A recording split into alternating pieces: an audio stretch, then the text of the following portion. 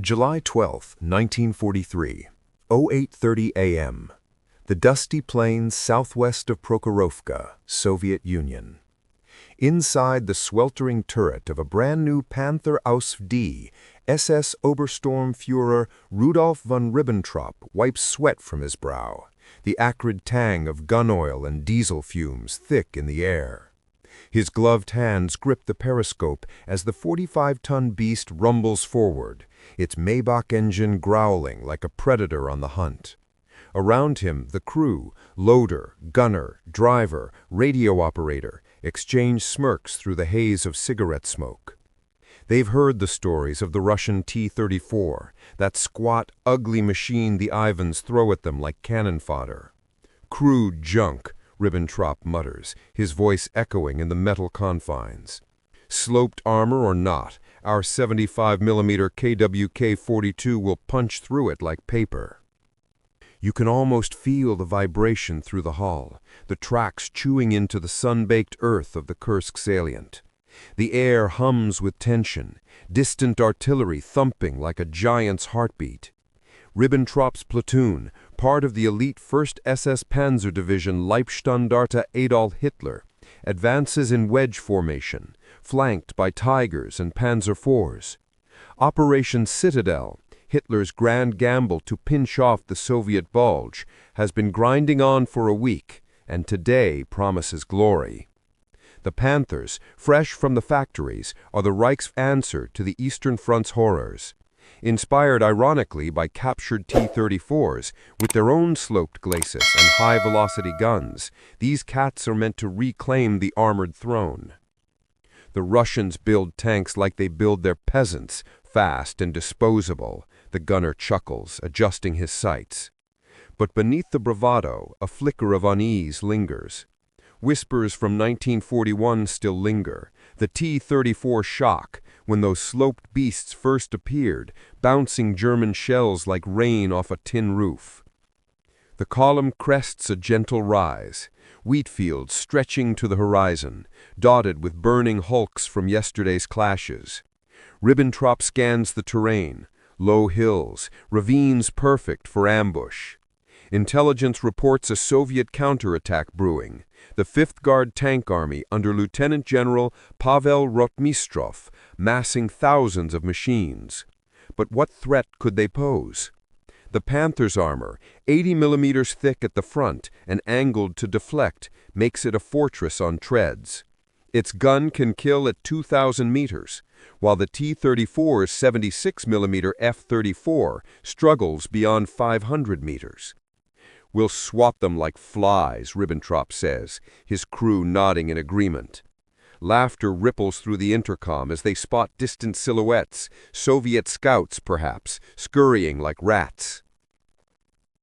Flashback just a bit to set the stage without slowing the pulse. 2 years earlier, in the blizzard-swept fields of Operation Barbarossa, Hauptmann Friedrich von Arno de la Perrière, commanding a Panzer III near Minsk, fired round after round at an advancing T-34, watching in disbelief as his 50mm shells ricocheted harmlessly off the angled hull. "What sorcery is this?" he shouted, his tank brewing up moments later under return fire. Engineer Mikhail Koshkin, the visionary behind the T-34, had died of pneumonia in 1940, testing his prototype in harsh winter trials. But his legacy lived on, a tank with Christie suspension for speed over rough ground, wide tracks to conquer mud and snow, and that revolutionary sloped armor. 45mm thick, but effectively double against flat impacts. By 1943, the Soviets had churned out over 20,000, flaws and all, cramped turrets, poor optics, unreliable transmissions, but in numbers that could drown any foe. Back in the Panther, Ribbentrop's radio crackles with orders from Division Commander SS Brigadier Führer Theodor Wisch. Push forward, link up with Das Reich and Totenkopf divisions, smash through to Kursk. The air grows thicker with dust as the advance accelerates, engines roaring in unison. Suddenly, the gunner tenses. Contact, 12 o'clock, multiple bogies emerging from the ravine. Ribbentrop peers through the optics, heart pounding. There they are, waves of T-34s, kicking up clouds like a stampede. Not the refined predators of German engineering, but blunt instruments of war, their turrets traversing with mechanical menace. Crude junk, the loader snorts, slamming a high explosive round into the breach. They look like they were hammered together by drunks. The distance closes rapidly. 1,500 meters, 1,200 meters. Ribbentrop's Panther halts, stabilizes.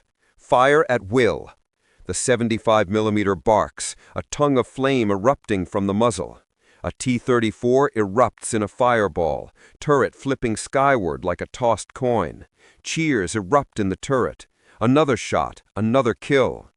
The Soviets charge on, undeterred, their own guns flashing. Shells whine overhead, impacting with earth-shaking thuds. One glances off the Panther's turret mantlet, a harmless ding, sparking laughter. See, their pop guns can't touch us, Ribbentrop grins, confidence surging. But the dust thickens, visibility dropping to mere meters. The T-34s aren't stopping, they're accelerating, ramming through the haze like ghosts. What happens next defies every expectation. A shadow looms close, too close. A T-34 bursts from the murk, mere yards away, its sloped front shrugging off a panicked shot from the Panther's gun. The impact sparks, ricochets wildly. "Impossible!" the gunner yells. But it's not. The angle, the speed, the chaos turns the T-34's crude design into an unyielding shield. The Soviet tank veers, its 76mm belching fire at point-blank range into the Panther's side armor. Metal screams, smoke billows. Ribbentrop's world tilts as his invincible machine shudders. July 12, 1943, 08:47 hours. Prokhorovka killing ground. The Panther's hull rings like a church bell struck by lightning. Ribbentrop's head snaps against the cupola rim. Stars explode behind his eyes. Through the periscope, he sees the T-34, call sign Red 17, slide past at 40 kilometers an hour, its sloped glacis gleaming like wet slate under the morning sun. A second shell from Red 17's F-34 punches through the Panther's thinner flank plate, just behind the road wheels. Ammunition cooks off in violet flashes. The loader screams, his uniform already aflame. You smell the burning rubber, the sweet, sick stench of human fat on hot steel. The escape hatch jams. The driver, Gefreiter, Karl-Heinz Müller, kicks it open with a boot that's already melting. Ribbentrop tumbles out last, rolling into the wheat as his 45-ton pride becomes a pyre. 20 meters away, Red 17 never slows. Its commander, Senior Lieutenant Vitaly Popov, stands half out of the turret, wind whipping his tanker's cap, eyes fixed on the next German silhouette. The reversal spreads like wildfire. Across the shallow valley, 2nd SS Panzer Corps spearhead disintegrates.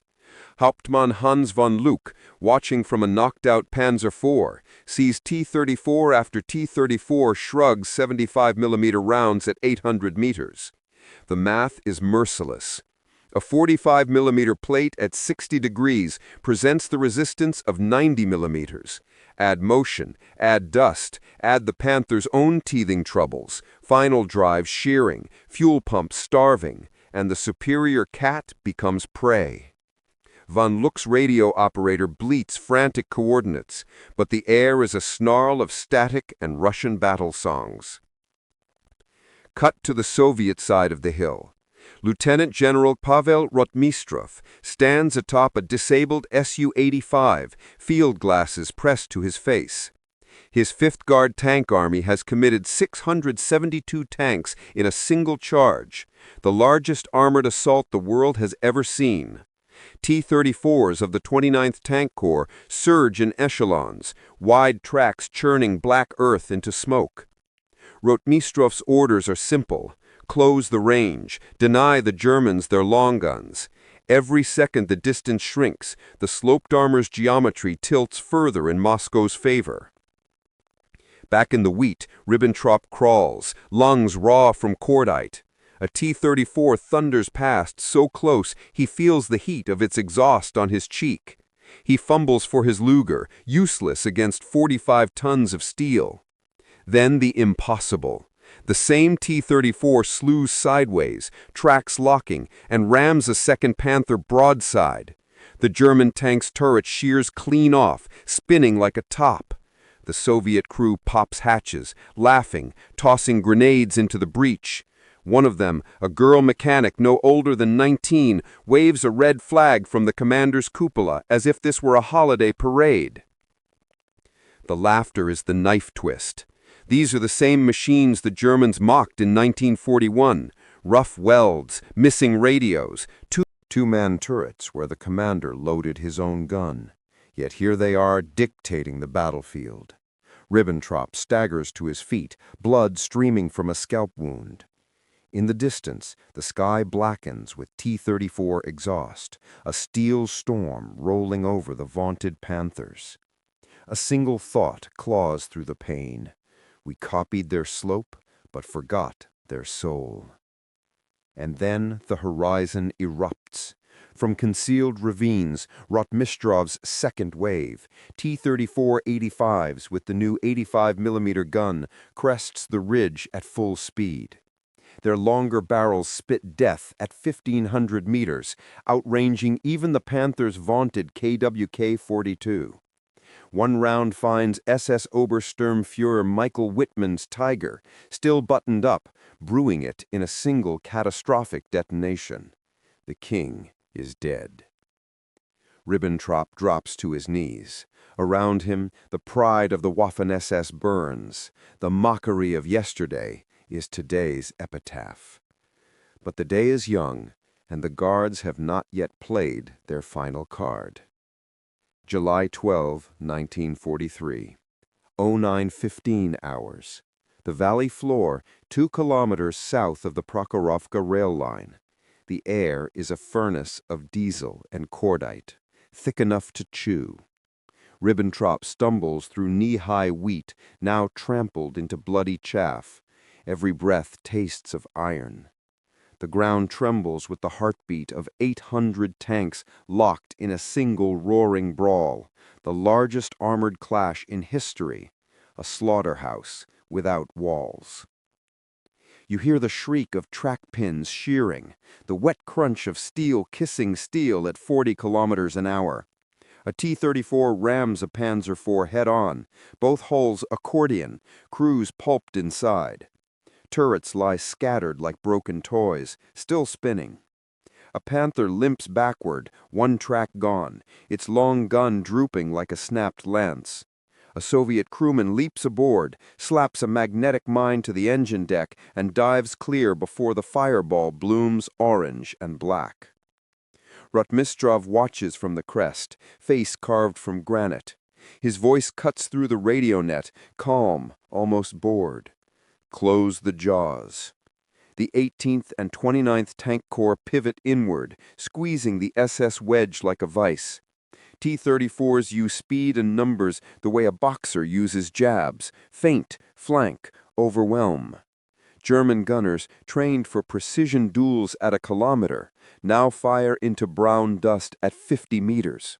Shells meant to kill at range spark harmlessly off sloped noses or bury themselves in earth. Cut to Senior Lieutenant Vitaly Popov again, Red 17 still alive, still hungry. His tank is a veteran of Stalingrad, welds scarred like old wounds.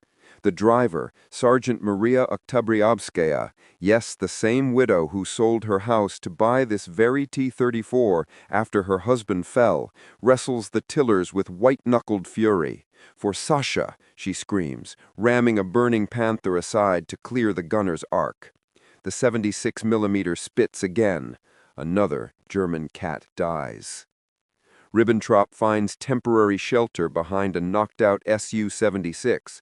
His uniform is shredded, iron cross dangling by a thread. Through smoke, he spots SS Hauptsturmführer Joachim Peiper, the golden boy of Leibestandarte, orchestrating a desperate counterattack. Peiper stands tall in his command panther, megaphone in hand, voice cracking with rage. "Hold the line! For the Führer!" But the line is a memory. T-34s pour through gaps like water through cracked concrete. A new sound slices the chaos, deep, rhythmic, terrifying. From the Soviet left, ISU-152 assault guns lumber into view, their 152mm howitzers mounted in casements. Nicknamed Zveroboy, Beast Killer, they fire at point-blank range. One round finds Peiper's Panther. The turret lifts clean off, a 50-ton lid flipped by an invisible hand. Peiper vanishes in the eruption. The beast killers roll on, crushing German infantry under their wide tracks. Ribbentrop's ears ring. He sees a T-34-85 skid to a halt 10 meters away, turret traversing toward him. Time slows. The commander's hatch opens, a young face, soot-streaked, eyes burning with something between triumph and exhaustion. The boy raises a Tokarev pistol, then hesitates. Behind him, the battlefield is a graveyard of German ambition. 70 Panthers and Tigers already smoldering, their crews crawling or still. The Soviet boy shouts something in Russian. Ribbentrop catches only "Statia," surrender. The T-34's coaxial MG chatters the ground at Ribbentrop's boots. He drops the Luger. Hands up. The sloped monster that once was a joke now looms over him, exhaust washing hot across his face. In its shadow, he understands the T-34 didn't win with elegance. It won with refusal to die. But the battle isn't finished. Far to the north, a final German reserve, elements of Grossdeutschland Division, rumbles into the fray, their elephant tank destroyers hungry for revenge. The sun climbs higher, and the killing ground is far from sated. July 12, 1943, 09:42 hours. The northern lip of the valley, where the earth drops into a shallow Punches clean through. Soviet return fire spatters harmlessly off the Elephant's glacier-thick fronts. For the first time since dawn, German crews cheer. Ribbentrop, now a prisoner under guard beside Red 17, watches the tide turn again. The Soviet boy with the Tokarev, Private Ivan Kovalenko, shoves him to the ground as Elephant shells howl overhead. "Your friends come to save you, Fritz," Ivan sneers, but his eyes are on the ridge. Rotmistrov's voice crackles across the open net, calm as winter. Now. From concealed positions in the Sunflower Sea, a new predator reveals itself. Su-85 tank destroyers, low-slung, long-barreled, rise like ghosts. Their 85mm D5S guns were designed for exactly this moment. Firing from hull-down defilade, they target tracks and vision slits. The first Elephant lurches, a track blown apart, spinning helplessly. A second takes a round through the driver's port. The casement fills with white-hot spall. Dalka screams orders, but the range is now 800 meters, intimate, unforgiving. At the same instant, T-34s that had seemed to flee now wheel in a giant scythe. Maria Oktyabrskaya's Red 17 leads the charge, engine screaming. She drives straight at a stalled elephant, ramming its flank at full speed. The impact jars teeth, but the Soviet tank's wedge nose finds the thinner side armor. Ivan pops the hatch, tosses a bundle of grenades through the Elephant's open pistol port. The explosion is muffled, then catastrophic, ammunition cooking off in a chain reaction that lifts the 65-ton beast a meter off the ground. Dalka's command half-track brews up beside him. He staggers clear, face blackened, watching his vaunted reserve dissolve. The Elephants, designed for open-step duels, are blind in the close-quarters chaos. Soviet infantry swarm the crippled giants, prying hatches, dragging crews into the wheat. One Ferdinand commander, Oberleutnant Becker, fights to the last, firing his MP-40 until a T-34 crushes him beneath its tracks. By 1000 hours, the ridge is Soviet again. Smoke coils upward in funeral plumes. Rotmistrov steps down from his observation post, lights a cigarette with trembling fingers. Casualties are apocalyptic. 300 Soviet tanks destroyed, nearly 200 German. But the salient holds. Operation Citadel is bleeding out in the July sun.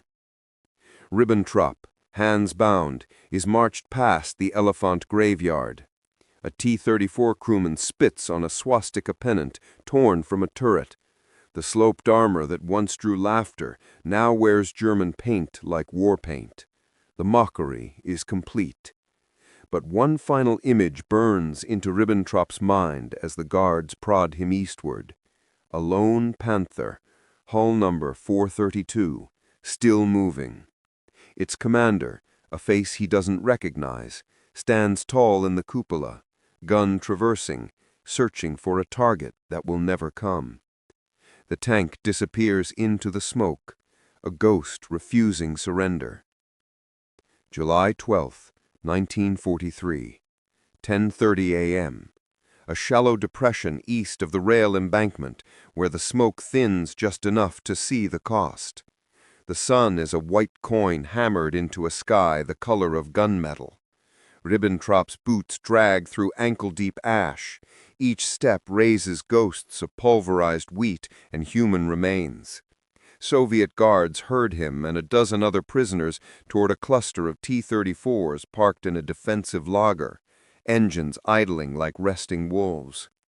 You feel the heat still radiating from tortured steel. Hulls bear the scars of the morning.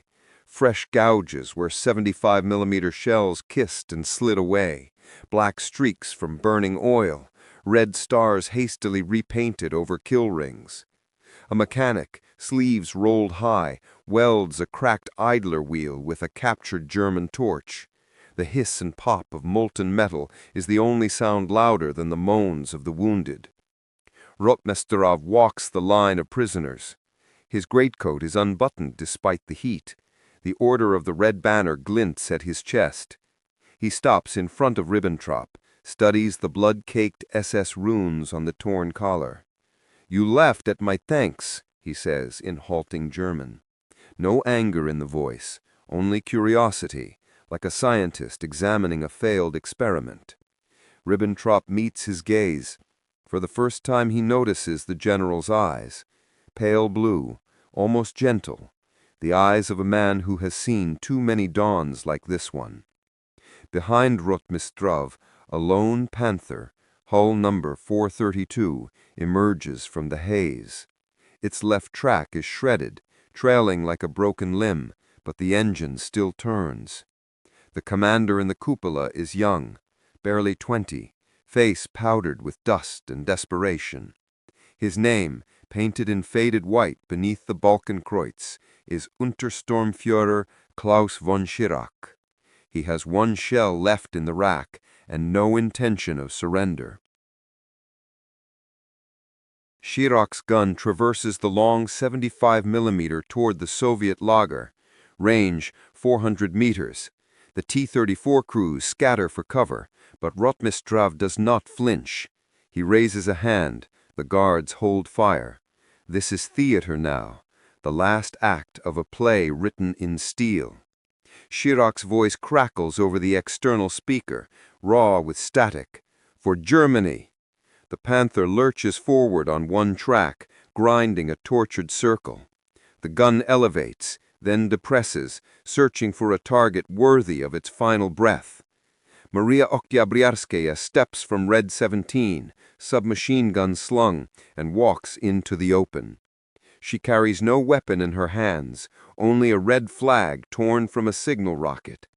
20 meters from the panther, she plants it in the earth. The gesture is absurd, almost childlike, but every eye is on her. Schirach hesitates. the gun barrel droops a fraction. In that heartbeat, a Soviet sniper, position unknown, fires a single round. It punches through the Panther's open commander hatch, takes Chirac in the throat. He slumps forward, blood cascading down the turret front like war paint. The driver, panic-stricken, throws the tank into reverse. It backs blindly into a drainage ditch, nose-dipping, engine drowning in muddy water. Silence falls, broken only by the hiss of steam and the slow drip of blood.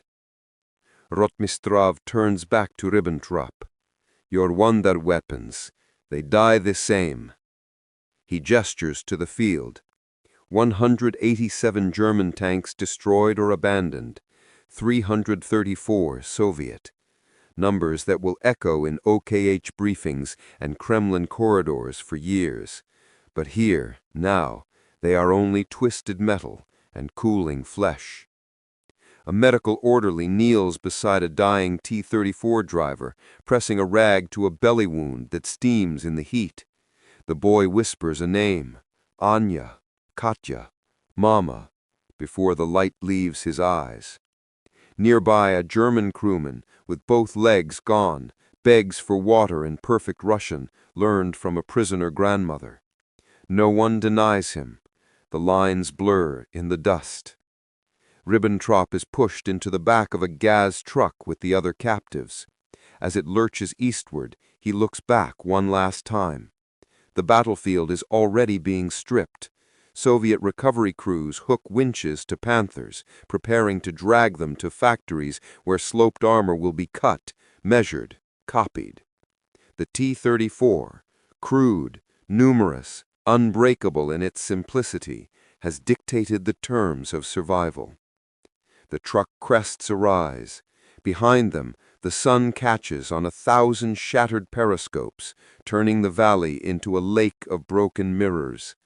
Ribbentrop closes his eyes. In the darkness, he sees the slope that saved the Red Army and doomed the Reich. The angle that turned laughter into lamentation,